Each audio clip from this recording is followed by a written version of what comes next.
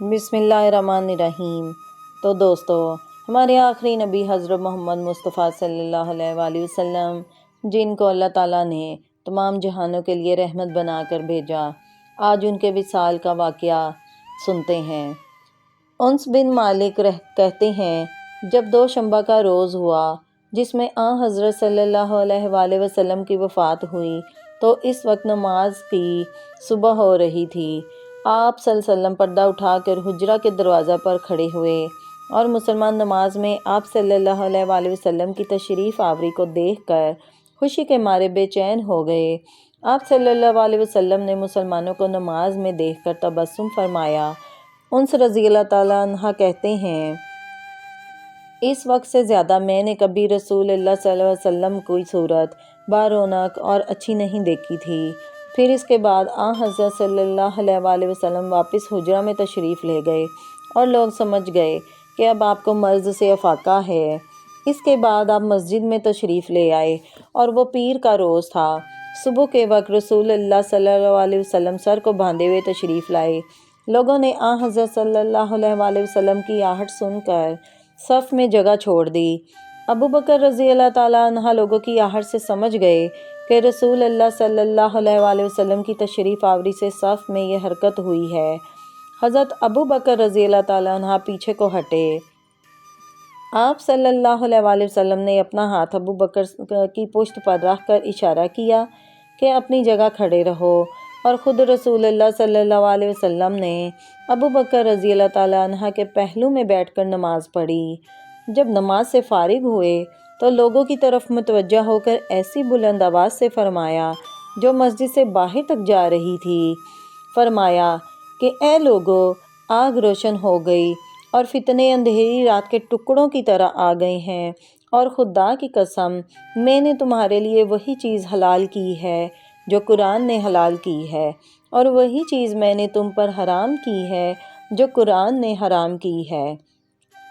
پھر رسول اللہ صلی اللہ علیہ وآلہ وسلم جب اس گفتگو سے فارغ ہوئے تو ابو بکر رضی اللہ تعالیٰ عنہ نے عرض کیا، یا نبی اللہ، میں دیکھتا ہوں کہ آپ صلی اللہ علیہ وآلہ وسلم نے اللہ کے فضل اور نعمت کے ساتھ صبح کی ہے جیسا کہ ہم چاہتے ہیں، اور آج کا دن بنت خارجہ کا دن بنے گا، کیا میں اس کے پاس سے ہو آؤں؟ حضرت صلی اللہ علیہ وآلہ وسلم نے فرمایا کہ ہاں ہو آؤ۔ پھر رسول اللہ صلی اللہ علیہ وسلم اپنے دولت خانہ میں داخل ہو گئے اور حضرت ابو بکر اپنے گھر چلے گئے۔ حضرت عائشہ رضی اللہ تعالیٰ عنہ فرماتی ہیں، اسی روز جب رسول اللہ صلی اللہ علیہ وسلم مسجد میں تشریف لائے تو میری گود میں لیٹ رہے، اور ابو بکر رضی اللہ تعالیٰ عنہ کے گھر والوں میں سے ایک شخص سبز مسواک لیے ہوئے میرے پاس آیا۔ رسول کریم نے اس مسواک کی طرف دیکھا۔ میں سمجھ گئی کہ آپ صلی اللہ علیہ وآلہ وسلم کو اس مسواک کو لینا چاہتے ہیں۔ میں نے عرض کیا، رسول اللہ، کیا آپ چاہتے ہیں کہ میں یہ مسواک آپ کو دے دوں؟ آپ صلی اللہ علیہ وسلم نے فرمایا کہ ہاں، میں چاہتا ہوں، یہ مسواک مجھے دے دو۔ پس میں نے وہ مسواک لے کر چبائی اور نرم کر کے حضرت صلی اللہ علیہ وآلہ وسلم کو دے دی۔ آپ صلی اللہ علیہ وآلہ وسلم نے خوب مسواک کی۔ پھر میں نے دیکھا کہ حضرت صلی اللہ علیہ وآلہ وسلم کا بدن بھاری ہو گیا، اور یکایک آپ نے اوپر نگاہ کر کے فرمایا۔ میں نے کہا، قسم ہے اس ذات کی جس نے آپ کو حق کے ساتھ مبعوث کیا، کہ آپ کو اختیار دیا گیا اور آپ صلی اللہ علیہ وسلم نے اختیار کر لیا۔ فرماتی ہیں، پھر رسول اقدس کا وصال ہو گیا۔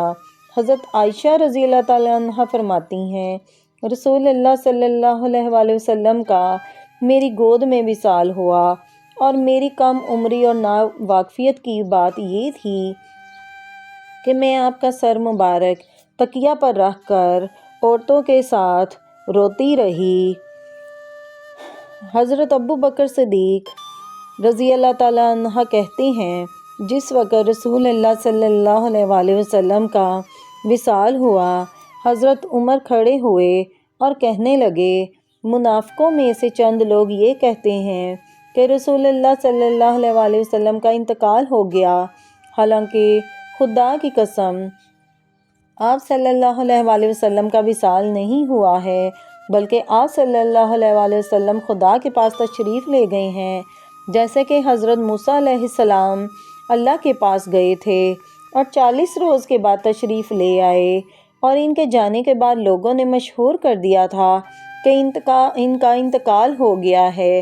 اسی طرح رسول اللہ صلی اللہ علیہ وسلم بھی تشریف لے آئے ہیں اور یہ کہے گا کہ آپ کا انتقال ہو گیا ہے، میں اس کے ہاتھ اور پیر کاٹ ڈالوں گا۔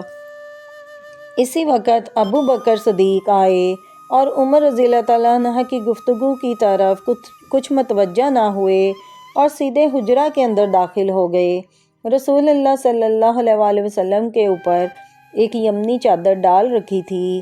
حضرت ابو بکر صدیق رضی اللہ تعالیٰ عنہ نے رسول پاک کا چہرہ مبارک کھول کر بوسہ دیا اور فرمایا، میرے ماں باپ آپ پر فدا ہوں، جو موت اللہ تعالیٰ نے آپ صلی اللہ علیہ وسلم کے لیے لکھی تھی، اس کو آپ صلی اللہ علیہ وسلم نے چکھ لیا، اب اس کے بعد آپ صلی اللہ علیہ وسلم کو موت نہ پہنچے گی۔ پھر ابو بکر صدیق رضی اللہ تعالیٰ عنہ نے آپ صلی اللہ علیہ وسلم کا چہرہ ڈھانپ دیا اور باہر آئے۔ عمر رضی اللہ تعالیٰ عنہ لوگوں سے وہی گفتگو کر رہے تھے۔ ابو بکر رضی اللہ تعالیٰ عنہ نے کہا، اے عمر رضی اللہ تعالیٰ عنہ، پیچھے ہٹو اور خاموش رہو، مگر عمر رضی اللہ تعالیٰ عنہ خاموش نہ ہوئے۔ جب ابو بکر رضی اللہ تعالیٰ عنہ نے دیکھا کہ عمر رضی اللہ تعالیٰ عنہ خاموش نہیں ہوتے تو لوگوں کی طرف متوجہ ہوئے۔ لوگوں نے جب حضرت ابو بکر رضی اللہ تعالیٰ عنہ کی گفتگو سنی تو سب ان کے پاس آ گئے اور عمر رضی اللہ تعالیٰ عنہ کو چھوڑ دیا۔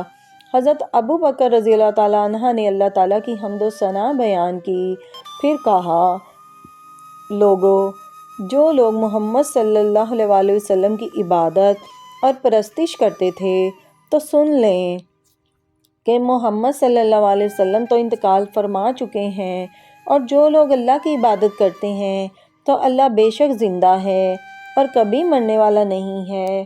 پھر حضرت ابو بکر صدیق نے یہ آیت پڑھی جس کو حضرت ابو ہریرہ کہتے ہیں۔